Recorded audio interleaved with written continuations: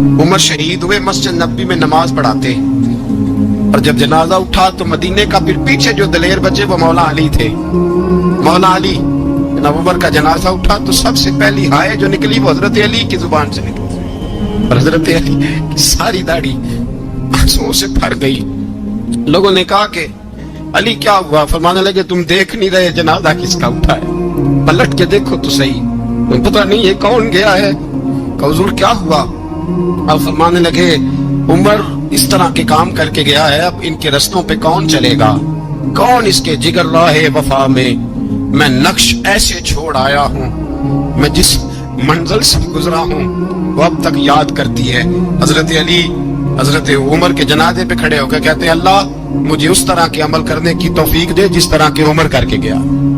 میرے بھائی بطل عزیز، بطل حریت حضرت عمر رضی اللہ تعالیٰ عنہ جو اپنی زندگی انقلاب والی گزار کے گئے۔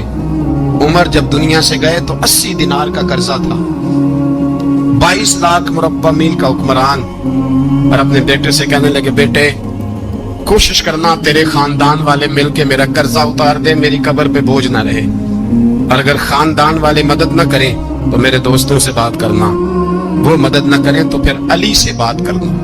ان کا پیار آپس میں اتنا، اور تو اختلاف ثابت کر رہا ہے۔ 80 دینار کا قرضہ چھوڑ کر حضرت عمر دنیا سے گئے، اور جاتی دفعہ کہہ گئے میرے بعد میرے بچوں کو حکومت کے مشورے میں بھی شامل نہ کرنا، حکومت کے مشورے میں بھی میری اولاد شامل نہ ہو۔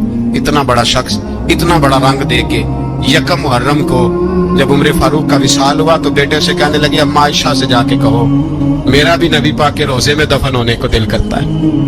ایک قبر کی جگہ ہے اما جی نے اپنے لیے رکھی ہے، بخاری یا بخاری۔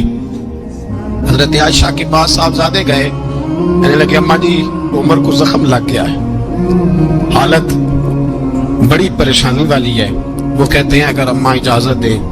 سید عائشہ رو پڑی، فرمانے لگی کہ وہ اپنی قبر کی جگہ تو نہیں نہ کسی کو دیتا، پر عمر نے کمال ہی بڑا کیا، اسے کہو جاؤ گنبد خضرا میں قیامت تک جو مصطفیٰ پہ اور ابو بکر پہ سلام پڑے گا وہ تجھ پہ بھی سلام پڑھ کے جائے گا، جاؤ میں نے جگہ دی۔